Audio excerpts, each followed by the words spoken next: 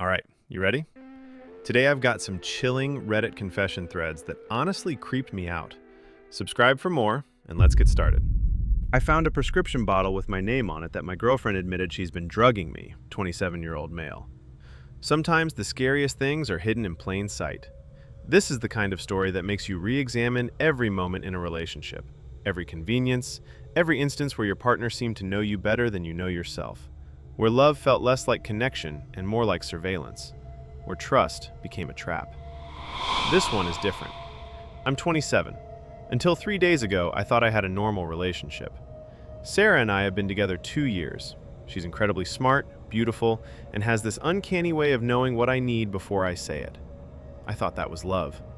I found a prescription bottle in her car. My name was on it. A medication I'd never heard of, prescribed 3 months ago and filled regularly. When she got home, I just asked her about it. No hesitation, no lie. She said she's been putting it in my coffee every morning. The drug is called Dysmorph. She explained it calmly, like she was describing the weather. It's designed for memory fragmentation and dissociation. She needed me aligned with her, and the only way to keep me was to make sure I couldn't think clearly enough to actually leave. Then I tried to get up, but my legs wouldn't respond. Not fully. It was like my brain was sending the signal, but something was blocking it, filtering it. Sarah just watched me struggle. She said the drug does that sometimes. Makes complex decisions impossible. Makes leaving feel insurmountable in the moment. I'm writing this from work. She doesn't know I know. That moment. Paralyzed. Mind fracturing. That's when you understand what control really means at its most intimate. That's where the post opens. That's the hook. And what comes next makes everything so much darker. So OP needed to go back in time, figure out where the manipulation started. The timeline was fuzzy, but one thing was clear. She'd been building this for longer than he initially realized. Years longer, maybe. He starts thinking back through every impossible coincidence, every moment of perfect timing that felt like fate or love or synchronicity. What if none of it was accident? What if she engineered all of it? I'm sitting here trying to piece together how long this has actually been. 4 months I can prove with the pill bottle, but that's just the confirmed part. What gets me is how many times she knew what I was going to say before I said it. Not like couple finishing each other's sentences weird. I mean, I'd be thinking about something and she'd say it exact, word for word. I'll be lying in bed thinking we should grab coffee, and she says, "We should get coffee," before I even say anything. The passwords. She always knew every single password, all of them. I never told her, but she'd log into things like she had direct access to my thoughts. I figured maybe I said them out loud once, or she watched me type, but now I'm thinking about how she was watching everything. Where I'd go, what I'd do. She knew before I knew, and these casual comments she'd drop. I'd be thinking about texting Jake and she'd mention Jake, or I'd be worried about something and she'd bring it up first. Love does that sometimes, right? People get in sync. You feel understood. Except she wasn't understanding me. She was monitoring me, building a map of exactly how I think. 4 months of evidence. But when you're standing in the same apartment as someone you love, when every cell in your body trusts them, evidence doesn't feel real. Love feels realer, concrete. And that's the hook. How do you question someone when you love them? How do you see cruelty when you're trained to call it care? The terrifying thing about love is how it makes you stop asking questions, how it becomes the answer to everything. That's when OP's mind started connecting dots. I spent the last 2 days just watching everything, and I can't unsee it. She monitors my phone. I found her logged into my email, my location on her phone, screenshots of my search history from last week. When I asked about it, she said she was keeping me safe, like it's completely normal. My friends have all slowly stopped reaching out. Mark, who I've known since college, texted me last month, but I haven't seen him in person since February. When I mentioned wanting to grab lunch with him, she said she wasn't comfortable with him, and somehow I just didn't go. She controls money, too. I don't have a credit card in my own name anymore. She pays for everything, and I have to ask. But here's what breaks me. She recites conversations I never told her about. Detailed conversations. My brother called me 3 weeks ago and we talked for an hour about him struggling at work. I didn't mention it to her. 2 days later, she brought it up, word for word details he told me in confidence. How does she know that? I never told her. When I asked how she knew, she just smiled and said, "I know you." But that's not knowing someone. That's something else. The comment section absolutely went to war with him. Every single thread was the same message. You have concrete evidence, the prescription bottle. Go to an ER immediately and tell them everything. Bring the bottle with you. Everything she said, "You're not going anywhere. I know what you'll do." That's classic abuser language. Textbook isolation and control. You need to leave. This is medication abuse. This is a crime. Please get to a hospital or police station with that bottle. You have verifiable proof. I want to. I want to more than anything. But she knows. She always knows when I'm about to do something. She said she knew I'd thought about calling the police 3 times yesterday. How is that possible? How can I go to the police if she already knows I'm going to? If she's already planned what she'll say or do to stop me? I feel like I'm already one step behind her, and she's anticipating every move I make before I make it. But OP's reply revealed something darker still. The realization wasn't just about the control. It was about helplessness. 3 days later, OP came back with an update post, and it reframed everything. I'm not sure how much time I have left to write this. I need to be honest about something I've been too scared to fully process. When I said 4 months, I was lying to myself. It's been 3 years. 3 years of her knowing exactly what I'm thinking before I think it. 3 years of me believing it was love instead of precision. I tried to leave last week. I got as far as the door and my legs just stopped working. Not physically, mentally. I couldn't do it. She was there, watching, and she smiled like she already knew I would fail. She always knows. Every escape route I imagine, she's already mapped it. Every conversation I plan to have with a friend, she mentions it first. It's not luck anymore. It's surgical, deliberate. The medication is just one layer of something much bigger. I don't know how to explain this without sounding insane, but I'm not insane. I'm just trapped. And the worst part is, I can't trust my own mind anymore to know if my desire to escape is even mine. The comment section erupted immediately. People saw what he couldn't quite say out loud yet. The fact that you couldn't move when you tried to leave is concerning. Either it's a medication side effect, or your mental state is more compromised than you realize. Either way, you need emergency psychiatric evaluation. If she's truly given you pills that cause memory fragmentation, your perception of what's possible might be compromised. That's exactly why the medication is so dangerous. This is the thing that should terrify him the most. If she's been giving him memory-altering drugs for months, he can't trust his own judgment about what's real or possible anymore. That's the whole point. By the time you realize someone's controlling you, your mind's already been compromised. That bottle is the only proof that's not dependent on his unreliable memory. The trap wasn't the pills. She'd known him so thoroughly that he'd internalized her surveillance. His own mind had become her weapon. It's 3 a.m., phone brightness down to nothing. He's terrified to write this, more terrified not to. I'm not sure how much time I have left to write this. I'm writing this at 3 a.m. with the screen brightness all the way down.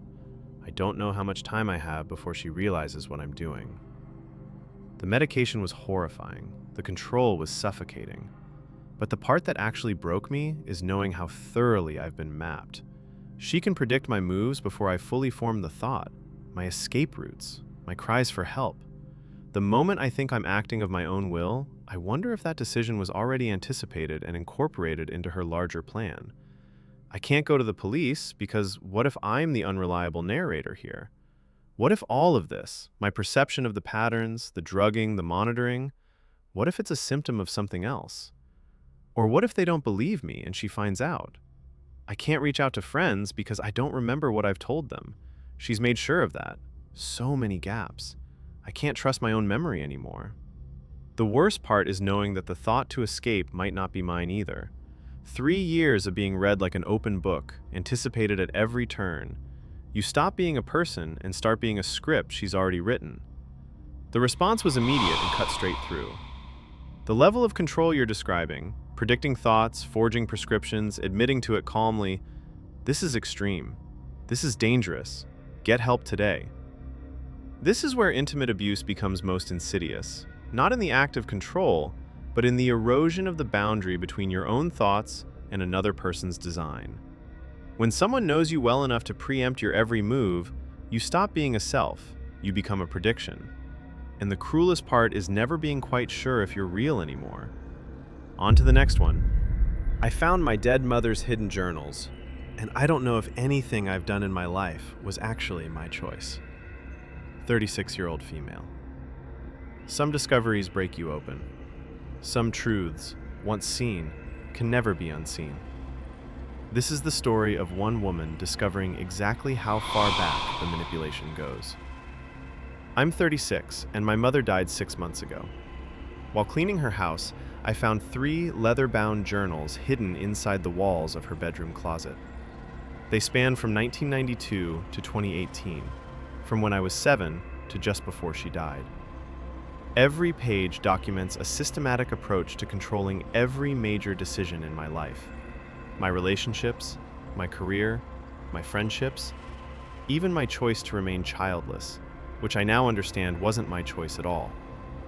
I've cross-referenced her entries against my actual life. The dates line up. The details are horrifyingly accurate. She knew things I never told her.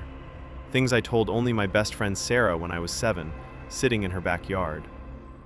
Then there are entries, detailed, dated entries, describing how my mother inserted herself into my friendship with Sarah, how she befriended Sarah's mother and slowly poisoned that relationship over 3 years until we stopped speaking entirely. I was 10 when the friendship ended. My mother told me Sarah had decided she didn't want to be my friend anymore. I believed her because she was my mother.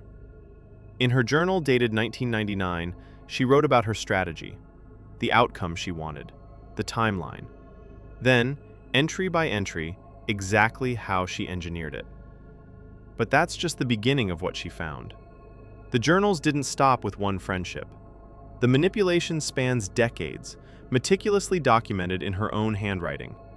And when she started checking, verifying, cross-referencing every entry against her actual life, she realized she couldn't unsee what she'd seen. What happened next was worse than any single entry. It was the verification.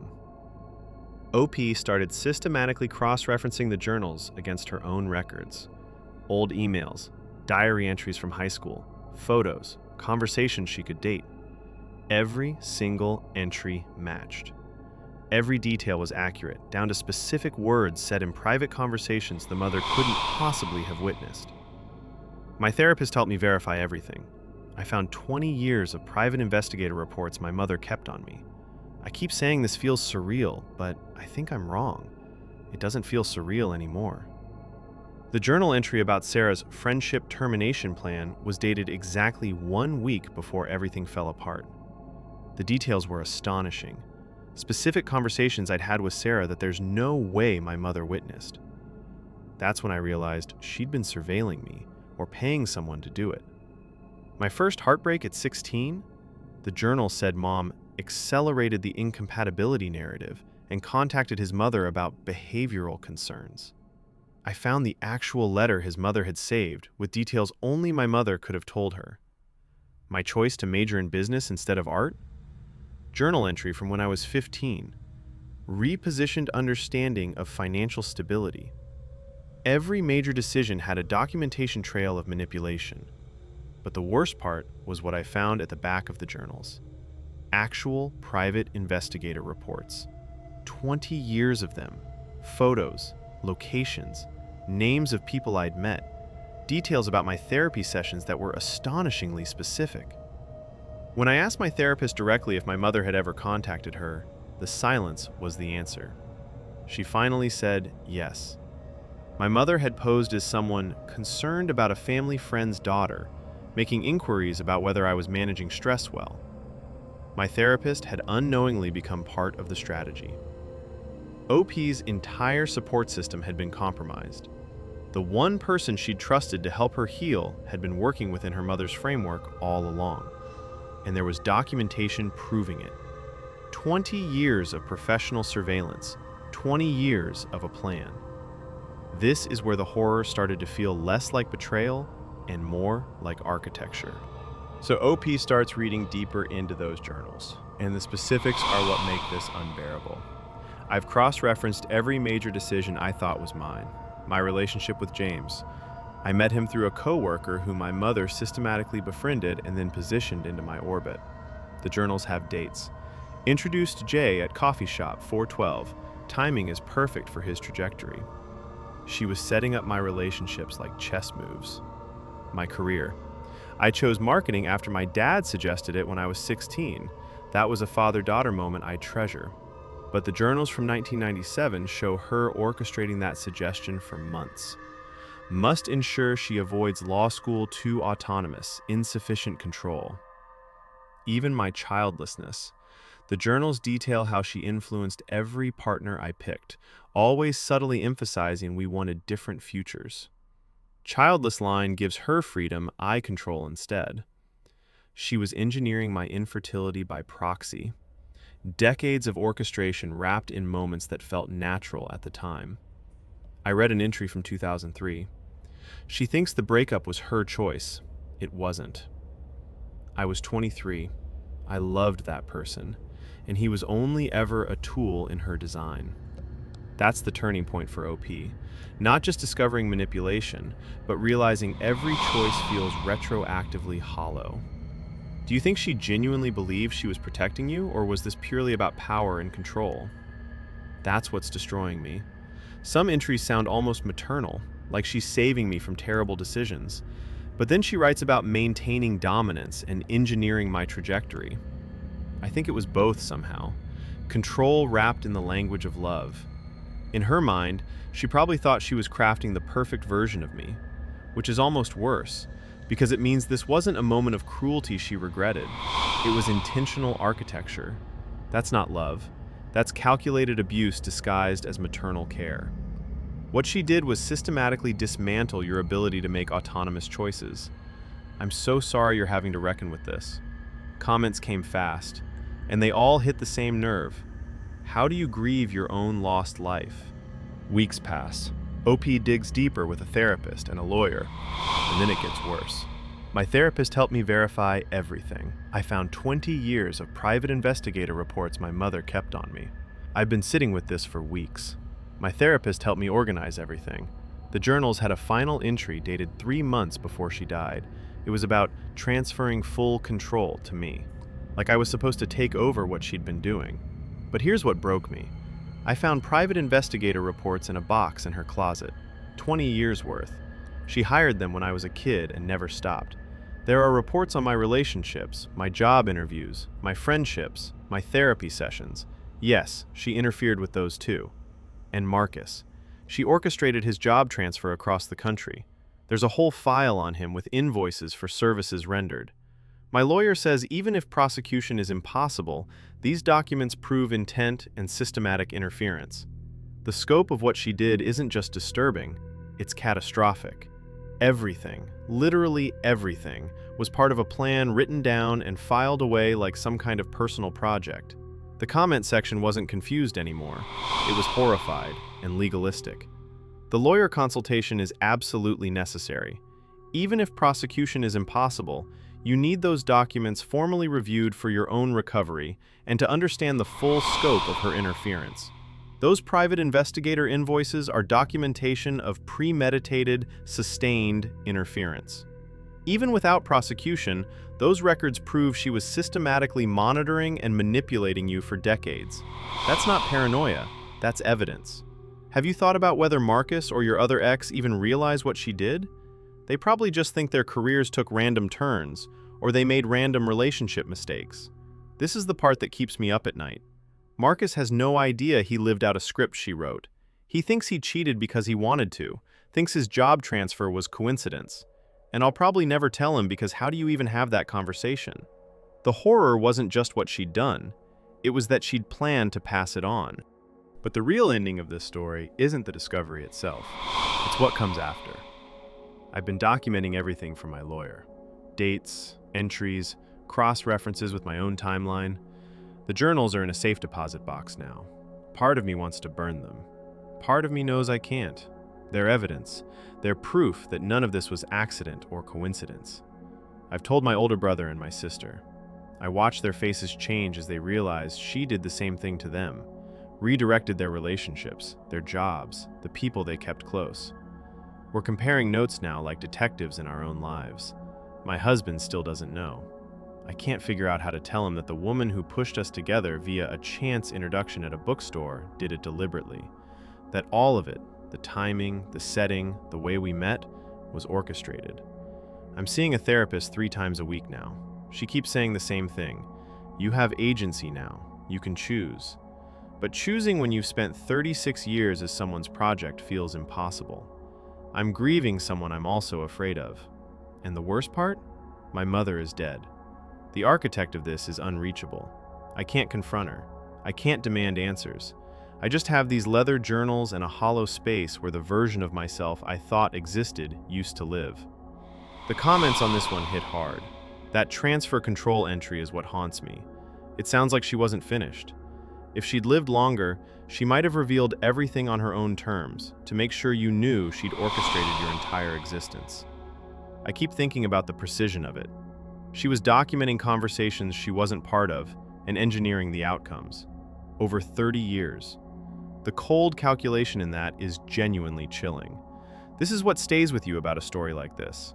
Not the twist, not the betrayal, it's the impossible weight of reclaiming your own life when the person who took it is already gone. And that is the last story for today.